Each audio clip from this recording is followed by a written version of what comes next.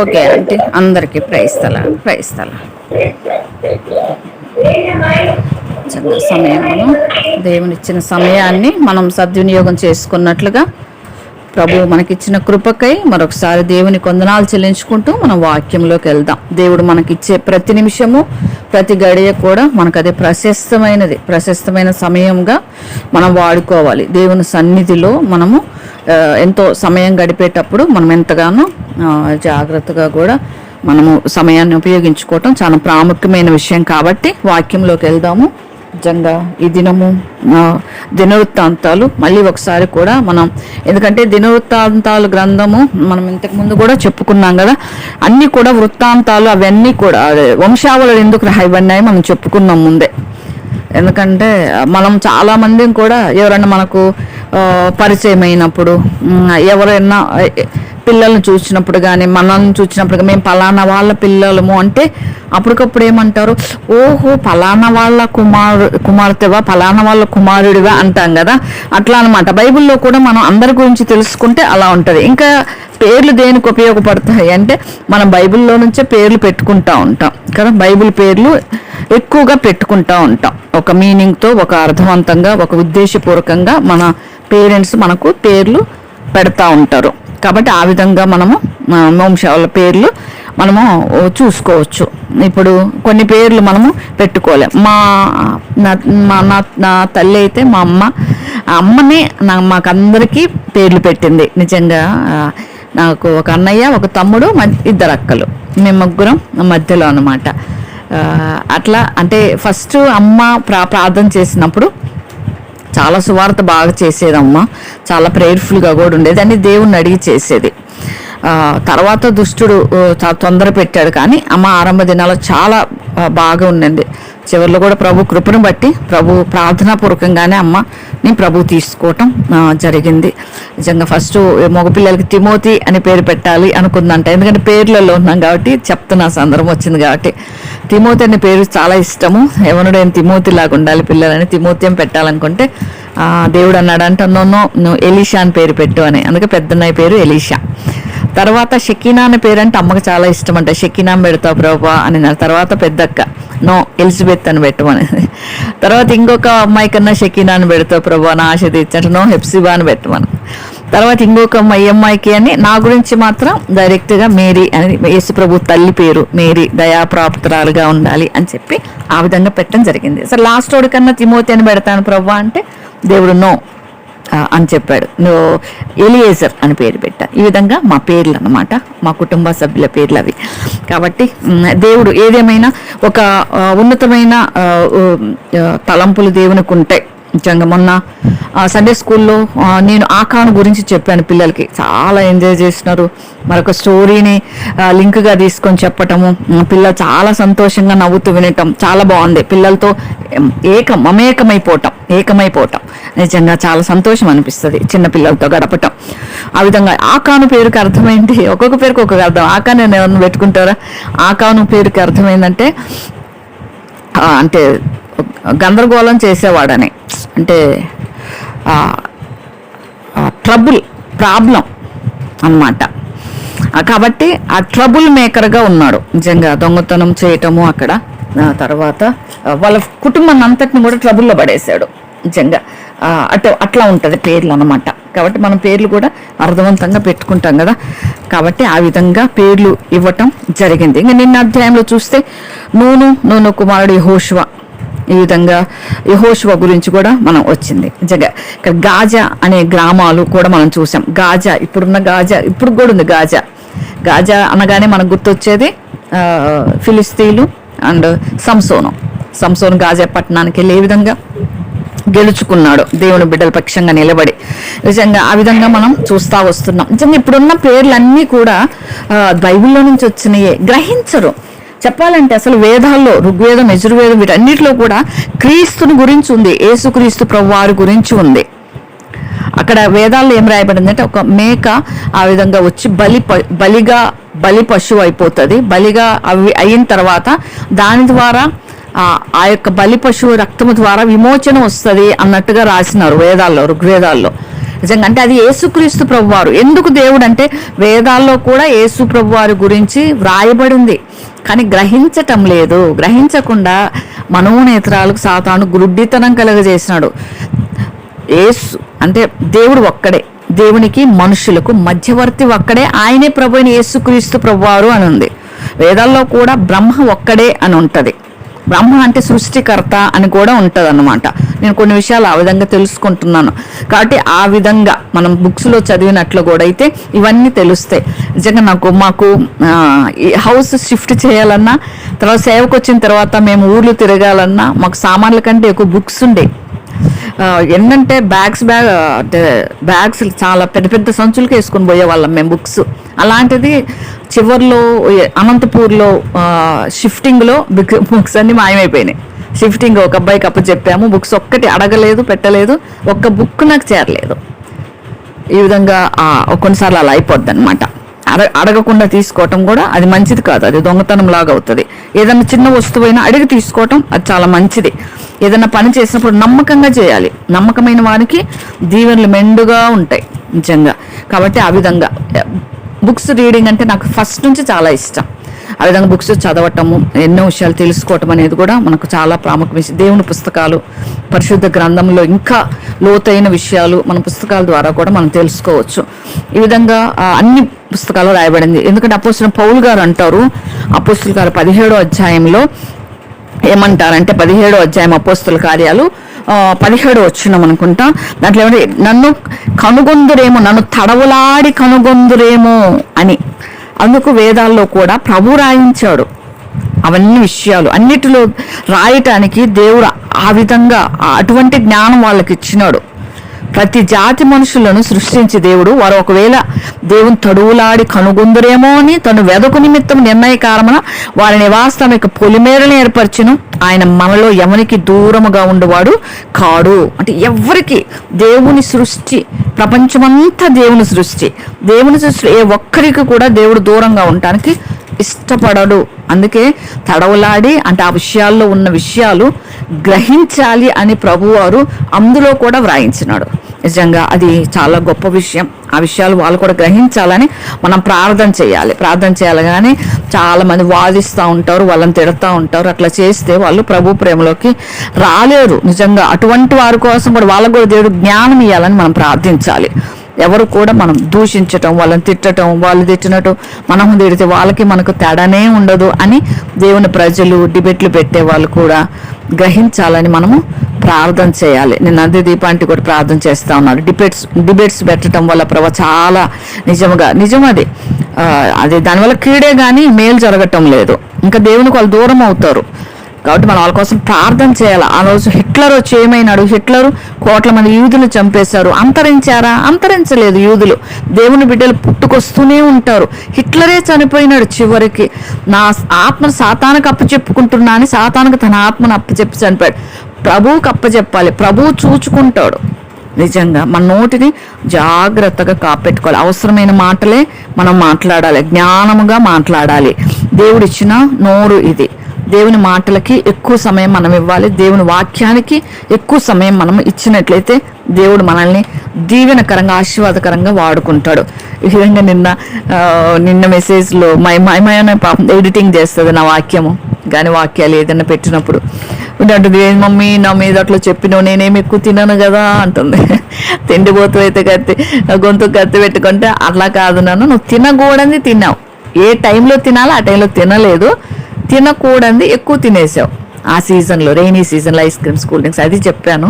నువ్వు తినే 4 ముద్దలు అన్నం కొరకు చెప్పలేదు నేను అని చెప్పాను అనమాట. ఏదేమైనా నిజంగా నాకు దేవుడు ఇచ్చిన పిల్లలు నాకు ఎంత ఆశీర్వాదం. నా పిల్లల ద్వారా బిడ్డ నన్ను ఎంత బలపరుస్తుంది. ఆ బిడ్డ ప్రార్థన చేయగానే నిజంగా నేను చాలా రిలాక్స్ అయిపోతా. కొన్ని స్ట్రెస్ పరిస్థితుల్లో అంత మంచి చక్కగా దేవుడు నాకు మంచి బిడ్డల్ని ఇచ్చాడు. లోబడే బిడ్డల్ని, తల్లి మాటకి గీటు దాటని బిడ్డల్ని, వాక్య బోధలో పెరిగేటట్లుగా ప్రభు నాకు కృపనిచ్చినాడు. అది నాకు ధన్యత. ఈ విధంగా మనము ఆ విధంగా ఉండాలి. మనం పిల్లల్ని కూడా ఆ విధంగా, మనం కూడా అందరం కూడా ఆ విధంగా పెంచుకున్నట్లయితే అనేకులకి సాక్షులుగా పిల్లలు కూడా ఉండగలుగుతారు. కాబట్టి మనం ఏది కూడా దేవునికి వదిలేయటం అనేది చాలా మంచిది. ఇది ఇంట్రడక్షన్గా నేను చెప్తున్నాను, వాక్యంలోకి వెళ్తాను తర్వాత. దాని బెస్ట్ ఎగ్జాంపుల్ ఏదంటే మొన్న ప్యారిస్ ఒలింపిక్స్ మధ్య కాలంలో కొంతకాలం గడిచిపోయింది. అక్కడ ప్రభురాత్రి భోజనం అని ఆ ప్యారిస్ ఒలింపిక్స్లో ఏం చేస్తే ప్రభురాత్రి భోజనం లాగా, అసలు ఇంతకుముందు కూడా నేను చెప్పాను, ఇది ఇష్టం వచ్చినట్టు డ్రెస్సులు వేసుకొని ఇష్టానుసారంగా ప్రభురాత్రి భోజనం లాగా వెకిలి వేషాలు వేసుకుంటూ ఆ విధంగా చేసినప్పుడు ఏం జరిగింది? అక్కడ దేవుడు సృష్టిని వాడుకుంటాడు. సృష్టి చాలు ప్రభువుకి. సృష్టిలో మానవుడు ప్రభు మాట వింటే మిగతా సృష్టి అంతా దేవునికి లోబడి ఆయన కార్యాలు జరిగిస్తాయి. మనల్ని దేవుడు ప్రతీకారం తీర్చుకోమన్నాడు. ఎక్కడ కూడా ప్రతీకారం తీర్చుకొని మనం కాదు, నిజంగా దేవుడు ప్రతిఫలం ఇచ్చేవాడు. నీతిమంతులకైనా అనీతిమంతులకైనా తీర్పు తీర్చేవాడు, ప్రతిఫలం ఇచ్చేవాడు మన ప్రభువు. మనం మేలే చేసుకుంటూ వెళ్ళాలి ఎవరికైనా కూడా. నిజంగా ఆ విధంగా మనం ఉండాలి. ఆ యొక్క చిత్రాన్ని గీసిన అతను కూడా లేడు, చనిపోయినాడు. అతను భయంకరంగా మరణించినాడు అంట. అతను ఎట్లా పడితే అట్లా దేవుని ప్రభు బల్ల, ప్రభు భోజనం అతనికి తెలుసా? అసలు తెలియదు. నిజంగా డావిన్స్ కోడ్ అంట అతని పేరు. మొనాలిసా అనే ఆమె బొమ్మ కూడా గీస్తున్నాడు. ప్రభు రాత్రి భోజనం బల్ల ఇష్టానుసారంగా, తెల్లగుర్రం మీద ప్రభు కూర్చున్నట్టు ఇష్టానుసారంగా. అందుకే ప్రభువుకు వదిలేయాలి, ప్రభువు చూచుకుంటాడు అనేది, ప్రభు ఉన్నాడు అనేది గమనంలో పెట్టుకుంటే ఈ ఘర్షణలు కూడా మనకు రాకుండా ఉంటాయి. నిజంగా ఆ విధంగా మనం ప్రార్థన చేయాలి అటువంటి వ్యక్తుల కోసం.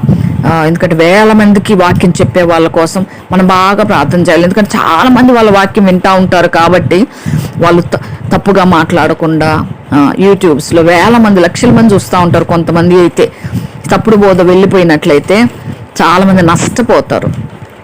కాబట్టి మనం వాళ్ళ కోసం ప్రార్థన చేయటానికి ప్రభు మనల్ని కోరుకున్నాడు. నిజంగా మనకు ఆ విధంగా జాగ్రత్త కలిగి ఉండాలి. ఈ విధంగా మనం ఇప్పుడు వాక్యంలోకి వచ్చినట్లయితే దినవృత్తాంతాలు 8వ అధ్యాయం, మొదటి దినవృత్తాంతాలు 8వ అధ్యాయంలో బెన్యామీనీయుల గురించి వ్రాయబడింది. ఇక్కడ బెన్యామీను గోత్రం గురించి.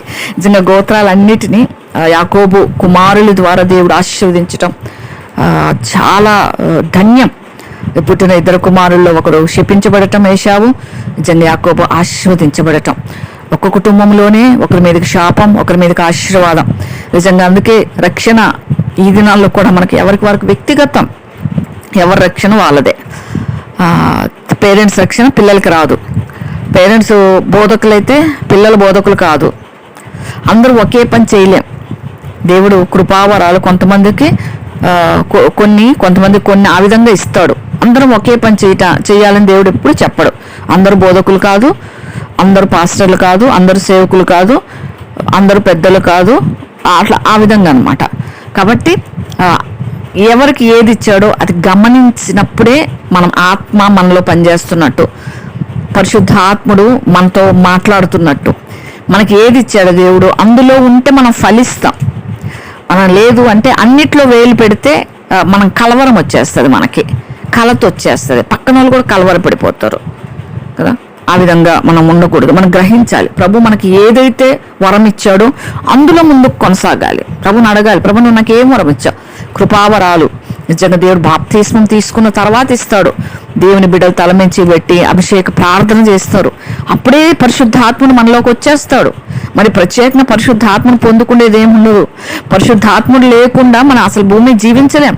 పరిశుద్ధాత్ముడు సహాయం లేకుండా మనం బ్రతకలేం. బాప్తిసం తీసుకున్న ప్రతి ఒక్కరిలో పరిశుద్ధాత్ముడు ఉంటాడు. పరిశుద్ధాత్మ ఒక శక్తి కాదు, ఒక పదార్థం కాదు, పరిశుద్ధాత్ముడు అని ఉంటుంది బైబిల్లో. పరిశుద్ధాత్ముడు ఒక వ్యక్తి, తండ్రి కుమార పరిశుద్ధాత్ముడు.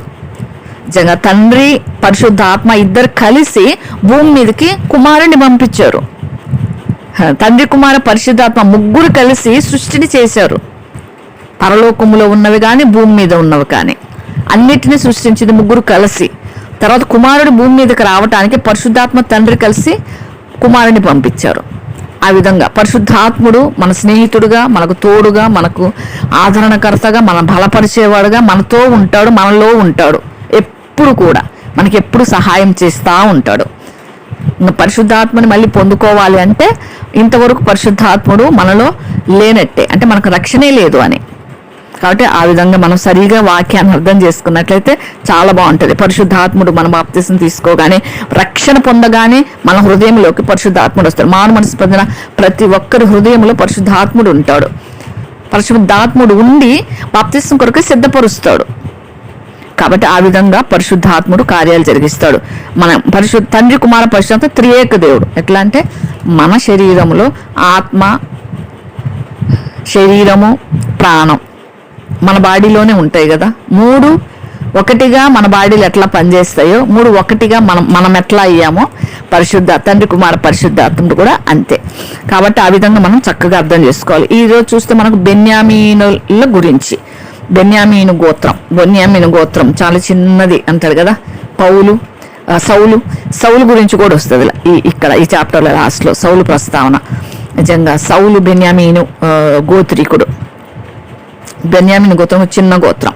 నిజంగా ఏదైతే యాకోబు దినాలు ఆశీర్వదించినాడో ఆశీర్వాదాలన్నీ వాళ్ళ మీదకి వచ్చినాయి. నిజంగా చాలా గొప్ప విషయం. ఈనాటికి అవి ఆ విధంగానే ఉండిపోయినాయి. నిజంగా మనం చూసినట్లయితే ఆదికాండం 49th చాప్టర్, ఆదికాండం 49వ అధ్యాయంలో మనం చూస్తే బెన్యామీను గోత్రాన్ని దేవుడు ఏ విధంగా, యాకోబు ఏ విధంగా, తండ్రి ఏ విధంగా ఆశీర్వదించాడంటే, బెన్యామీను చీల్చునట్టి తోడేలు, అతడు ఉదయమందు ఎరను తిని అస్తమయమందు దోపుడు సొమ్ము పంచుకొనును.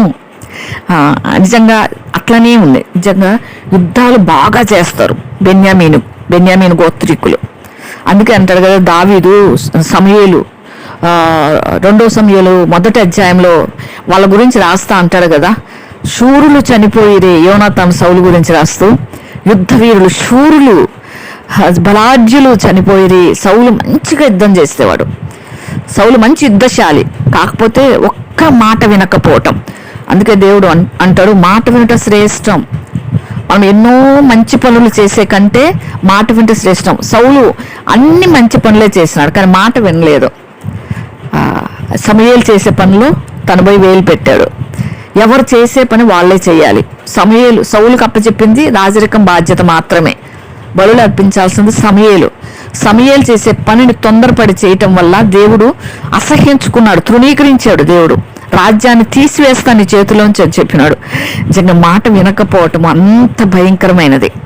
దావీదు అంత తప్పు చేసిన దావీదు గురించి మనం తీవ్రంగా ఆలోచిస్తాం, కానీ దావీదు శిక్షకు లోబడి పశ్చాత్తాపడే హృదయం. సౌలు ఏ రోజు పశ్చాత్తాపడలేదు. కాబట్టి ఆ విధంగా పశ్చాత్తాప హృదయం, తప్పు చేసిన పశ్చాత్తాప హృదయం, లోబడే హృదయం దేవుడు చూసి ఇష్టపడతాడు. తగ్గింపు హృదయం దేవుడు ఇంకా ఇష్టపడతాడు. ఎవరి స్థానంలో వాళ్ళు ఉండటం ఇంకా ఇష్టపడతాడు. ఎవరికి అప్పగించిన పని వారు నమ్మకంగా చేయడం ఇంకా ఇష్టపడతాడు. ఒకరికి అప్పచెప్పిన పనులు ఇంకొకరు వెళ్లకుండా ఉండటం చాలా మంచిది. కాబట్టి ఈ విధంగా బెన్యామీను గోత్రము చాలా చిన్న గోత్రము. ఇక్కడ మనం బెన్యామీను గురించి మనం తెలుసుకుందాం ఈ అధ్యాయంలో. కాబట్టి కీషు కుమార్ సౌలు బెన్యామీను గోత్రికుడు.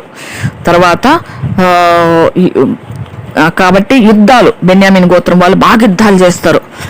వాళ్ళు ఎట్లా చేస్తారంటే లెఫ్ట్ హ్యాండ్ ఉపయోగిస్తారు ఎక్కువ. లెఫ్ట్ హ్యాండ్, ఎడమ చేతి వాటం గలవారు అంటారు కదా, అట్లా ఎక్కువగా ఎడమ చేతిని వాటం కలిగి ఉంటారు ఎక్కువగా.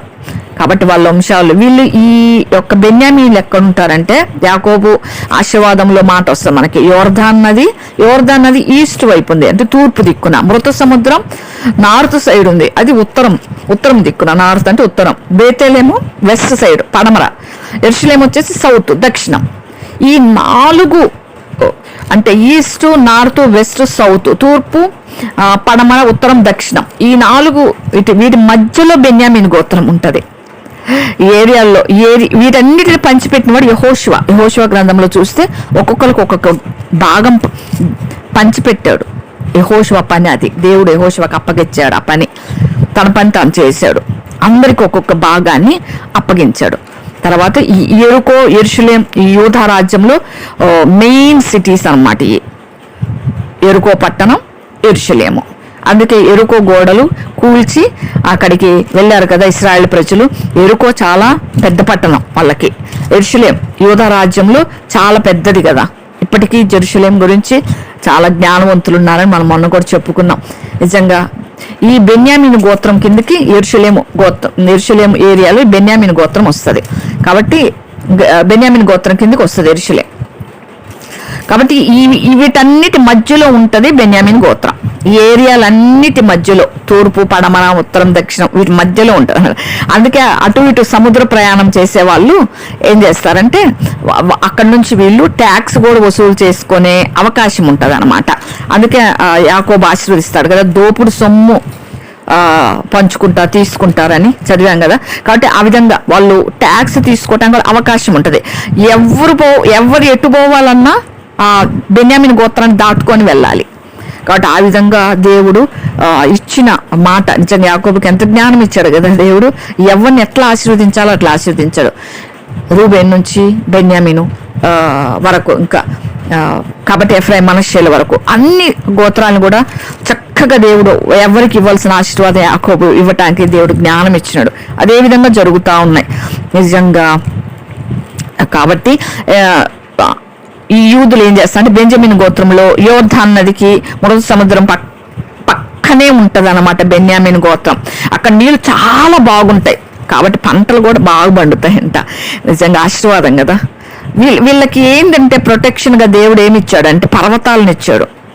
పర్వతాలు ఉండటాన్ని బట్టి వాళ్ళకి చాలా రక్షణ అనమాట, శత్రువులు రాకుండా. కాబట్టి ఈ విధంగా దేవుడు బెన్యామీను గోత్రాన్ని మధ్యలో పెట్టి ఆశీర్వదించాడు. అందుకే జెరూషలేము కూడా మధ్యలో ఉంది. నిజంగా దేవుడు అందుకే కదా మధ్యలో, భూమధ్యములో పుట్టాడు దేవుడు.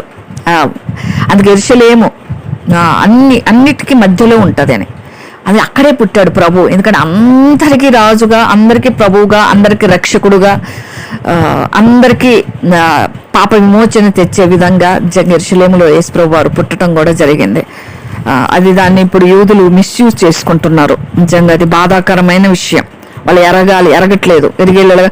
ఇప్పుడున్న యూదులు కూడా ఎరిగేలాగా ప్రార్థన చేద్దాం. ఆ రోజు ఉన్న త్వర మాత్రమే పట్టుకొని ఊగుతా ఉన్నారు ఇప్పటికి కూడా. కాబట్టి ఆ విధంగా మనం కూడా ప్రార్థన చేయాలి. ఈ విధంగా కాబట్టి ఈ గోత్రం మీదుగా వెళ్ళాలి కాబట్టి ఆ విధంగా చేశాను అని చెప్పుకున్నాం కదా. కాబట్టి మనం యూదా, ఎఫ్రాయిము, తూర్పు, మనష్షే వీళ్ళ మధ్యలో ఉంది ఇది అన్నమాట.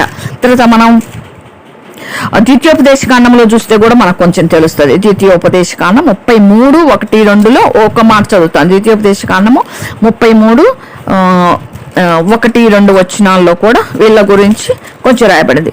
దైవజనుడైన మోషే మృతి పొందక మునుపు అతడు ఇశ్రాయేలును దీవించిన విధము ఇది ఇట్లనను: యెహోవా సీనాయి నుండి వచ్చెను, సేయీరులో నుండి వారికి ఉదయించెను.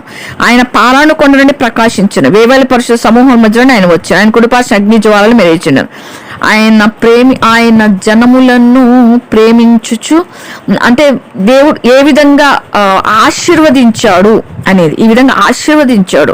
పరిశుద్ధులందరూ కూడా నీ వశమున నుందురు, వారు నీ పాదముల యొద్ద సాగిలపడరు, నీ ఉపదేశమును అంగీకరింతురు అని ఈ విధంగా మోషే కూడా వీళ్ళని ఆశీర్వదించడం జరిగింది. కాబట్టి ఈ గోత్రాలు నిజంగా మనష్షే గోత్రాలు కూడా 2 ప్లేసెస్ మోషే అదే యెహోషువ ద్వారా ఇవ్వబడ్డాయి అన్నమాట. ఈ విధంగా అన్నిటికీ ప్రభు వాళ్ళని దీవించినాడు. గోత్రాలు ఈ భూమి మీద మాత్రమే కాదు, పరలోకంలో కూడా వీరు దీవించబడిన వారే. నిజంగా ఒక్కొక్క స్తంభానికి ఒక్కొక్క పేరు, వీళ్ళ పేర్లు ఉండటం నిజంగా చాలా ధన్యకరం. 12 స్తంభాలకి, 12 గుమ్మాలకి, 12 గుమ్మముల మీద 12 గోత్రముల పేర్లు కూడా పరలోకంలో ఉన్నాయి. నిజంగా ఎంత గొప్ప దేవుడు కదా. నిజంగా దేవుడు అంత మంచి దేవుడు. నిజంగా యాకోబును కోరుకోవటం, యాకోబుని ఇశ్రాయేలుగా చేసి ఇశ్రాయేలును కోరుకోవటం, ఆ సంతానమును ఆశీర్వదించటం, ఆ సంతానం నుంచే అందరం కూడా వచ్చినాం. కాబట్టి ఈ విధంగా అది గ్రహించకనే ఉన్నారనమాట. అయితే ఈ బెన్యామీనీలు ఏం చేస్తారంటే వీళ్ళు కొంత తప్పు చేసినారు. ఒక చోట బెన్యామీనీలు ఏం చేసినారంటే వాళ్ళు యెబూసీయులను వెళ్ళగొట్ల. ఎందుకంటే వాళ్ళకి ఏదైనా పనులు చేసి పెడతారనో ఎట్లా వాళ్ళని ఏ విధంగా ఉంచుకున్నారో అలా ఉంచుకున్నారు. ఆ విధంగా ఉంచకూడదని చెప్పినాడు దేవుడు. యెబూసీయులను మీ నుంచి వెళ్ళగొట్టండి అని చెప్పినారు, కానీ బెన్యామీనీలు వెళ్ళగొట్టలేదు. అదో తప్పు చేసినారు. ఇంకొకసారి ఒక చోట మనం అది చూస్తాము. అది ఎక్కడంటే న్యాయాధిపతులు 19-20 అధ్యాయాల్లో మనం చూస్తే ఒక వ్యక్తి ఆ విధంగా అటు ఆ వేలో వెళ్తున్నప్పుడు ఆ వేలో వెళ్తా ఉన్నప్పుడు వాళ్ళ భార్యని వాళ్ళు ఏం చేస్తారంటే బెన్యామీనీలు ఆమెని అంటే ఆమెతో వ్యభిచరించి ఆమెని చంపేస్తారు. అతడు ఏం చేస్తాడంటే ఊరుకోక అందరికి చెప్పేస్తాడు. 12 గోత్రాలకు చెప్పేసి ఆమెను తునకలు చేసి ముక్కలు చేసి 12 గోత్రాలకు పంపించేస్తాడు అనమాట. ఆ పని చేసింది ఎవరంటే ఈ బెన్యామీను గోత్రికులు చేసిన తప్పిదాన్ని బట్టి ఈ మిగతా గోత్రముల వాళ్ళందరూ కూడా 4 లక్షల మందికి పైగా వచ్చేసి వాళ్ళ మీదకి యుద్ధానికి కూడా వస్తారు, బెన్యామీనుల మీదకి. ఏ విధంగా వాళ్ళు అది కూడా తెచ్చుకుంటారు వీళ్ళ మీదకి, బెన్యామీనుల మీదకి. ఈరోజు బెన్యామీన్ గోత్రికుల గురించి రాయబడింది కాబట్టి చెప్తున్నాను. ఆ విధంగా బెన్యామీను గోత్రము తప్పు చేసింది, ఎబుసుల్ని వెళ్ళగొట్టకపోవటం, ఆ స్త్రీని ఆ విధంగా చేయకూడని పని చేయటం. కాబట్టి ఆ విధంగా బెన్యామీను గోత్రము ఉండిందనమాట. దోషములు తప్పిదములు చేస్తున్నారు, కానీ అందరూ చేయరు కదా. నిజంగా ఒక నాయకుడు ఎవరైనా తప్పు చేస్తే సామాన్య ప్రజలు నిజంగా వాళ్ళ మీదకి వస్తుంది శిక్ష కదా. దావీదు ఒకసారి తప్పు చేసినాడు, జనాములు లెక్క పెట్టినాడు, ఏమైనారు ఇశ్రాయేలు ప్రజలందరూ కూడా చచ్చిపోతారు తెగుల చేత. నిజంగా వాళ్ళు చచ్చిపోవాల్సి వచ్చింది. కాబట్టి ఎవరో చేసే పనులకి ఈ రోజుల్లో కూడా అవే జరుగుతున్నాయి. ఎవరో ఒకళ్ళు వాళ్ళేమో శుభ్రంగా పైన కూర్చొని ఆర్డర్ వేస్తూ ఉంటారు. ఇప్పుడు జరుగుతున్నది కదా ఇశ్రాయేలు ప్రజల మీదకి కూడా ఇరాన్ ఇరాక్ వాళ్ళు యుద్ధాలు చేసుకుంటా వాళ్ళేమో ఉన్న శుభ్రంగా సామాన్య ప్రజలు ఎంత భయంకరమైన పరిస్థితులు ఉన్నాయి. నిజంగా ఇది ఎట్లా జరుగుతుందంటే 3వ ప్రపంచ యుద్ధం మొదలైందా అనే వాళ్ళు అనుకుంటా ఇంకా వార్తలు వస్తున్నాయి అనమాట. అలా చర్చించుకుంటున్నారు. మనం హాయిగా ఉన్నాం కానీ ఏం చెప్పుకోండి, మనం కొంచెం దూరంగా ఉన్నాం కాబట్టి దగ్గర ప్రదేశాల్లో వాళ్ళు బాగా. ఇప్పుడు అమెరికా కూడా ఇరాన్కి ఇస్రాయెల్కి సపోర్ట్కి వెళ్ళింది, ఇరాన్ మీద కొన్ని మిసైల్స్ పంపించింది అని వింటున్నాం. ఇవన్నీ మనం చాలా సీరియస్గా తీసుకోవాల్సిన విషయాలు. ఎందుకంటే ఇంతకు ముందు కూడా చెప్పుకున్నాం. నిజంగా అక్కడ ఆ ఏరియాలో ఆ ప్రదేశాల్లో ఇంకా ఈ యుద్ధాల వల్ల పంటలు పండవు, కరువులు వస్తాయి. ఆ కరువులు మన మీదకి రావని ఏం లేదు. నిజంగా అక్కడ నుంచి రావాల్సిన రవాణా మన దగ్గరికి అందదు. నిజంగా అక్కడ ప్రజలు కూడా నశించడం దేవునికి ఇష్టం లేదు. ఎందుకంటే యూదులు చాలా మూర్ఖులనే చెప్పాలి. ఎందుకంటే యేసు ప్రభువునే వాళ్ళు అంగీకరించలేదు, సిలువ వేసిన వాళ్ళు.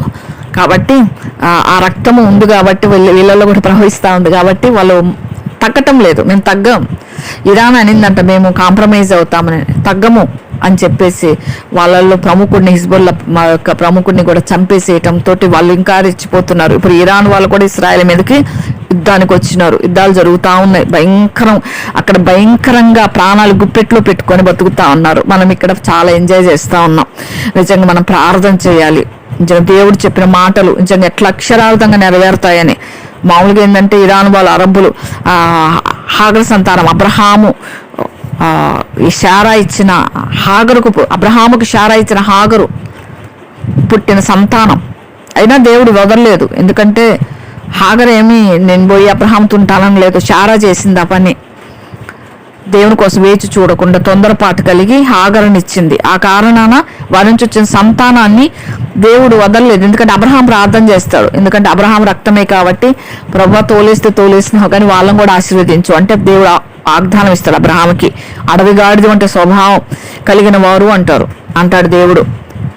నిజంగా వాళ్ళు కూడా చాలా మూర్ఖులే, చాలా ధైర్యం వాళ్ళకి. అరబ్బులకు కూడా వాళ్ళేం తక్కువ తినలేదు యూదా ప్రజల కంటే. యూదా ప్రజలకి మైండ్ చాలా షార్ప్గా ఉంటుంది, చాలా జ్ఞానవంతులు. కానీ వాళ్ళు అరబ్బులు మొత్తం అసలు భయపడరు దేనికి, వాళ్ళు కూడా భయపడరు. అట్లాంటి వాళ్ళే కాంప్రమైజింగ్కి వస్తామన్నప్పుడు వీళ్ళు అది కూడా వినలేదంట. ఇప్పుడు ప్రజలందరూ కూడా ఎక్కడ దాక్కుంటున్నారు. ఎంత భయంకరంగా ఉన్నాయంటే పరిస్థితులు. బంకర్లు అని పెట్టినారు కదా, ఆ బంకర్లలోకి వెళ్ళి అతన్ని చంపేసినారు. ఇప్పుడు మళ్ళీ ఆ బంకర్ల దగ్గరకు ప్రజలు పరిగెత్తి దాక్కుంటున్నారంట. ఒక్కసారి ఊహించుకుందాం మన వైపు, మనకు ఆ పరిస్థితి వచ్చి ప్రాణాలు గుప్పెట్లో పెట్టుకొని పిల్లలు చేతుల్లో పెట్టుకొని పరిగెడతా ఉంటే ప్రాణం కాపాడుకోవాలని రక్షణ కోసం మనం ఎట్లా ఫీల్ అవుతాం. నిజంగా అవన్నీ మర్చిపోతున్నాం మనం. నిజంగా ప్రార్థన చేయాలి దినము. వాటి విషయంలో ఎక్కువ భారం కలిగి ఉండాలి. ఇంకా కాబట్టి ఆ విధంగా అంటే ఆ సౌండ్లకి ఎట్టా సౌండ్ ఇరిటేషన్స్ వస్తాయి కదా మనకే. ఇక్కడ ఉంటే ఎప్పుడో ఒకసారి గట్టిగా మాట్లాడుతుంటే ఒక్కోసారి సౌండ్ ఇరిటేషన్ వస్తుంది కదా. ఇట్లా అక్కడ సౌండ్లు అసలు ఎంత భయంకరమైన మూతలు అంటే విమానాశ్రయాల మూతవన్నీ అంట, సైరన్ మూతలు. నిజంగా పాపం ఆ ప్రజలు ఎట్టున్నారో నిజంగా చూస్తే అగ్రరాజ్యం అని చెప్పి అమెరికాలో 6 రాష్ట్రాల మీదకి దాదాపు 20 లక్షల మీదకి తుఫాను దెబ్బకి వాళ్ళు ఎట్లా అంటే ఇంకా ఎంత పెద్ద తుఫాను, ఒక్కొక్క తుఫానుకి ఒక్కొక్క పేరు పెడతా ఉంటారు కదా. నిజంగా ఆ తుఫాన్ల దెబ్బకి నిజంగా వాళ్ళు ఎంత అంటే అతలాకుతలం అయిపోయి అన్ని కొట్టుకొని పోయి చాలా మంది చనిపోయి, ఎన్ని రాష్ట్రాలు తెలుసా, ఫ్లోరిడా, వర్జీనియా, టెన్నెస్సీ అని, సౌత్ కరోలినా అని, నార్త్ కరోలినా అని, జార్జియా, ఇవన్నీ రాష్ట్రాలు 6 రాష్ట్రాలు. నిజంగా మన రాష్ట్రం అందులో లేదు, హ్యాపీగా ఉన్నాం. అంటాడు కదా హిజ్కియా, నా కాలంలో బాగుంటే చాలు, నేను బాగున్నా చాలు అనుకోకూడదు. మనం దేవుని బిడ్డలంగా అందరూ బాగుండాలనుకోవాలి. నిజంగా ఇన్ని రాష్ట్రాలు ఇంతమంది ప్రజలు అంతగా బాధలు పడుతూ ఉంటే మనము చాలా ప్రార్థనలో మనం ఉండాలి. అసలు ఇంకా నిజంగా దేవుని ప్రేమ గంధం ఏంటంటే గోని పట్టు కట్టుకొని కూర్చోవాలి. చెప్పాలంటే కన్నీరు కార్చాలి, ప్రార్థనలో ఉండాలి ఎక్కువగా. దేవుడు రాళ్లే ఏదో వాళ్ళ పాపాన్ని బట్టి వాళ్ళని పనిష్మెంట్ చేస్తున్నారు అంటే, పాపాన్ని బట్టి పనిష్మెంట్ చేయాలంటే భూమి మీద ఒక్కరు కూడా మిగలరు భూమి మీద. అందరూ పాపం చేసే ఏ భేదం లేదు. ఎవరో ఒకరు ఏదో ఒక తప్పిదం, ఏదో ఒక దోషం, ఏదో ఒక మాట, ఏదో ఒక అందాని మాట, ఈ విధంగా. అందుకే నేను ఇప్పుడు ప్రార్థన చేసుకుంటాను, ప్రభా నా తలంపు చుట్టూ మీ కంచెవేయి, నా హృదయం చుట్టూ మీ కంచెవే. ఎందుకంటే హృదయం నిండిన దాన్ని బట్టి నోరు మాట్లాడుతుంది కాబట్టి నా నాలుకను పెదవులను తాకు, ఏ దినానికి కావాల్సిన మాట ఆ దినానికి నాకు దయచేయి అని నేను అనునిత్యం ప్రార్థన చేసుకుంటాను, ప్రభువుని అడుగుతాను. ఎందుకంటే నేను కూడా మాటల్లో తక్కువ మన పరిస్థితిని బట్టి నోరు జారవచ్చు. ఆ విధంగా ప్రభువు దగ్గర మనం ఈ ప్రయాసపడాలి. నిజంగా ప్రార్థనలలో మెలకువగా ఉండాలి. దేవుడు చెప్పాడు మార్కు సువార్తలో 13వ అధ్యాయంలో అంటాడు, దేవుడు శిష్యులు అడుగుతారు, ప్రభా ఇవి ఎప్పుడు వస్తాయి అని. అంటే దేవుడు అంటాడు కదా, దేవాలయంలో వెళ్తా మొదకడ ఈ రాళ్ళు ఎలాంటివో ఈ కట్టడములు ఎలాంటివో చూడు అని చెప్పినప్పుడు యేసు ప్రభువు ఏమంటాడు, ఈ గొప్ప కట్టడాలు మీరు చూస్తున్నారు కదా, రాతి మీద ఒక్కటి కూడా ఇక్కడ నిలిచి ఉండదు, పడద్రోయబడుతుంది అని ప్రవచనం చెప్పినాడు. ఆ రోజు యేసు ప్రభువు వారు ప్రవచించినాడు యెరూషలేము గోడలు కూలిపోతాయని. కాబట్టి ఆ విధంగా అందుకే యెరూషలేము క్షేమం కొరకు ప్రార్థన చేయడి అనేది. ఎందుకంటే అక్కడ జరిగే పరిస్థితులు ప్రభావం మన మీద కూడా ఉంటుంది. అందరూ బాగుండాలంటే యెరూషలేము బాగుండాలి. యెరూషలేము ఎప్పుడంటే దేవుడు ఇంకా వస్తాడు అన్నప్పుడు పరిస్థితులు జరిగితే మన ఇంకది ప్రవచనాలు నెరవేర్పు అని. ఒకవేళ దేవుడి రాకడ ఇంకా ఆలస్యం అవుతుందంటే అది క్షేమంగా ఉండాలి. యెరూషలేము క్షేమమే మీ క్షేమము అనుకోండి అన్నాడు ప్రభు. నిజంగా ఆ విధంగా. ఎందుకంటే యెరూషలేము ఏ విధంగా ఎప్పుడైతే కట్టబడి మందిరం నిర్మాణమయ్యి ఇశ్రాయేల్ ప్రజలు ఎప్పుడైతే ఆ మందిరములోకి బలి అర్పించడానికి మందిరంలోకి అడుగు పెడతారో ఇక్కడ సంఘం ఎత్తబడుతుంది. కాబట్టి ఆ విధంగా ఉండాలి. అప్పుడు దేవుడు ఏమంటాడంటే మీరు ఇవి ఎప్పుడు జరుగుతాయి అని వాళ్ళు అడుగుతారు. నెరవేక గుర్తులు ఏంటి ప్రభువా మాతో చెప్పయ్యా అంటారు అనమాట. యేసు ప్రభు వారు ఏకాంతంగా ఉన్నప్పుడు అప్పుడు యేసయ్య ఏమని చెప్తాడంటే, ఎవ్వరు కూడా మిమ్మల్ని మోసపుచ్చకుండా చూసుకోండి, అనేకులు నా పేరుతో వస్తారు, నేనే దేవుణ్ణి అని చెప్తారు అని. చాలా దేశాల్లో ఆ విధంగా వచ్చినారు. మీరు యుద్ధాల గురించి వింటారు, యుద్ధ సమాచారం గురించి విన్నప్పుడు అయితే కలవర పడబాకండి, ఇవి జరగవలసి ఉన్నా కానీ అంతం వెంటనే రాదు. జనం మీదకి జనం, రాజ్యం మీదకి రాజ్యం, అక్కడక్కడ భూకంపాలు, కరువులు, వేదనలకు ప్రారంభం కదా, ఇంకా దేవుని టైం ఉందిలే అని మనం మౌనంగా ఉంటే వేదనలకు ప్రారంభం. అంటే వేదనలు అయితే వచ్చేస్తాయి. ఆ వేదనలో మనం ఉండాల్సి వస్తే మన పరిస్థితి ఏందో అనేది మనం ఆలోచించుకొని జాగ్రత్తగా ఉండాలి. మహా అంటే కొన్ని ఇయర్స్ ఏమన్నా ఆగుతాడేమో, వేదనలకు ప్రారంభమే కావచ్చేమో, కానీ ఆ వేదనలు అనే మాట వచ్చిన దగ్గర మనం జాగ్రత్తగా ఉండాలి. వేదనలు అయితే ఉంటాయి కాబట్టి మనం మెలకుగా ఉండి ప్రార్థన చేయాలి. నిజంగా అనేకులు కూడా అన్యులు లక్ష్మణుల ఎవరైనా దేవుని బిడ్డలు కూడా ఊరికే నోరు అంటే వాక్యం తెలుసు కదా అని అంటే వేదాలు తెలుసు కదా అని దానికి దీనికి పోలుస్తూ వీళ్ళు కూడా వాళ్ళలాగే దూషణ మాటలు మాట్లాడుతూ వాళ్ళకి వీళ్ళకి తేడా లేకుండా ఉన్న వాళ్ళ కొరకు కూడా మనం ప్రార్థన చేయాలి. ఎప్పుడు మన కోసమే. నిజంగా పరలోక ప్రార్థన నుంచి దేవుడు నేర్పించిన పరలోకపు ప్రార్థన శిష్యులు చిన్న పిల్లలకు నేర్పించినాడు. పరలోక ప్రార్థన నుంచి దాటి వెళ్ళిపోవాలి మనం. పరలోక ప్రార్థనలోనే ఉంటే ఆత్మీయంగా మనం ఎదిగినట్టు కాదు. ప్రభా నాకు ఈరోజు ఆహారం పెట్టు, ప్రభా ఈరోజు నాకు బట్టలి, తర్వాత నాకు మంచి మంచి బట్టలి, నాకు మంచి ఫుడ్ కావాలి, అనుదిన ఆహారం నాకు దయచేయి. ఈ ప్రార్థనలోనే ఉంటే ఆత్మీయంగా మనల్ని కట్టుకోకపోతే ఆత్మీయంగా ఎదిగిన వాళ్ళం కాదు మనం. ఈ లోక పరిస్థితులే మనం చూసుకుంటే, ఈ లోక పరిస్థితులు మనకి ఏది కావాలో ప్రభువుకి తెలుసు.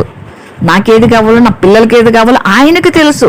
మనల్ని ఆయన చేతిలో పెట్టుకోవటం, మనం ప్రభు గురించి మాట్లాడటం, ప్రభు బిడ్డల కొరకు ప్రార్థన చేయటం, అది ప్రభు ఇష్టపడతాడు. అది ఎదిగిన ప్రార్థన, ఆత్మీయంగా ఎదిగిన వారి ప్రార్థన అలా ఉంటుంది. మనం ఈ 4 గోడల మధ్యలోనే ఉంటున్నాం. నాకు ఆరోగ్యమే, నా బిడ్డలకు ఆరోగ్యమే, నాకు మంచి ఇల్లు, అదివో ఇదివో అని ఇవి చేసుకోవటానికే గడిచిపోతుంది మొత్తం దినం. మరి మిగతా అంశాలు ఎప్పుడు చేస్తామో, ఎలా చేస్తామో అర్థం కావట్లేదు అసలు. నిజంగా మనం అనేకుల కొరకు ప్రార్థన చేసే వాళ్ళంగా ఉన్నట్లయితే ప్రభు మనల్ని దీవిస్తాడు. నిజంగా వారి క్షేమమే మన క్షేమం అనుకోవాలి. నిజంగా ఆ విధంగా ఉన్నప్పుడు ప్రభు మనల్ని బలపరిచి అనేకులకు ఆశీర్వాదకరంగా మనల్ని ఉంచుకుంటాడు. ఇంకా ఈసారి ఎప్పుడైనా ఒక మెసేజ్లో నిజంగా రక్షించబడిన ప్రతి ఒక్కరూ కూడా పరలోకానికి వెళ్తారా అనేది కూడా మనం ఈసారి ఎప్పుడైనా చూసుకోవచ్చు. మనం రక్షించబడినాం, మాకు పరలోకం ఉంది అని చాలామంది ఎట్లయినా జీవిస్తే సరిపోద్ది అనుకుంటారు. నిజంగా అది దేవుడు ఇష్టపడ్డు, మెచ్చడు. ఒకవేళ దేవుడు అగ్నిలో నుంచి లాగినట్టు వాళ్ళని లాగితే దేవుడు ఏం చేస్తాడంటే, దేవుని మహిమను పరలోకంలో వాళ్ళు చూడలేరు. ఒక మూల, ఎక్కడో ఒక మూల ఇస్తాడు. ప్రభు ఎప్పటికీ వాళ్ళకి కనపడడు. ప్రభు పిల్లలకి స్థాయిలు ఉంటాయి. మనం ఈ లోకంలో జీవించిన జీవితాన్ని బట్టి, మనం చేసిన పనులను బట్టి స్థాయి పరలోకంలో నిర్ణయిస్తాడు ప్రభు. మనం ఏ స్థానంలో ఉండాలో ఆ స్థానం మన కొరకు అక్కడ సిద్ధం చేసి ఉంటాడు ప్రభు. మనం జీవించి ఉన్నప్పుడు ఇప్పుడే. అందుకే కదా పేర్లు జీవ గ్రంథంలో, ఈ వంశావళి పేర్లు బైబిల్ గ్రంథంలో రాయబడినాయి, కానీ మన పేర్లు జీవ గ్రంథంలో ఉన్నాయో లేదో పరీక్షించుకోవాలి. ఉంటే అక్కడ పరలోకంలో మన స్థానం ఏందో మనం పరీక్షించుకుంటా ఉండాలి. దేవుని మహిమను చూడకపోతే ఆ చివరిలో కూర్చొని మూలకి ఏం చేస్తాం? ఒక గదిలో ఉంటేనే మనకు బోరెక్కిపోద్ది కొద్ది రోజులు. ప్రభువుని చూడకుండా పరలోకం ఎందుకు అన్నట్టుగా అయిపోద్ది ఆ పరిస్థితుల్లో. అగ్నిలోంచి లాగినట్లు అయితే భూమి మీద ఇష్టం వచ్చినట్టు జీవించేసి ఆరోకొర ఏదో పరలోకం కావాలి ప్రభు, నాకు పరలోకం ఇస్తే చాలనుకుంటే అది జరుగుద్ది అనమాట. ఇంకా కొంతమంది దేవుడు ఇంకా హీనంగా జీవించే వాళ్ళు, ఇంకా ప్రభుకి అసలు భయపడకుండా విచ్చలవిడిగా జీవించే వాళ్ళు జీవించి ప్రభు రక్షణించే నేరానికి ఇంకా మాట అనాల్సి వస్తుంది.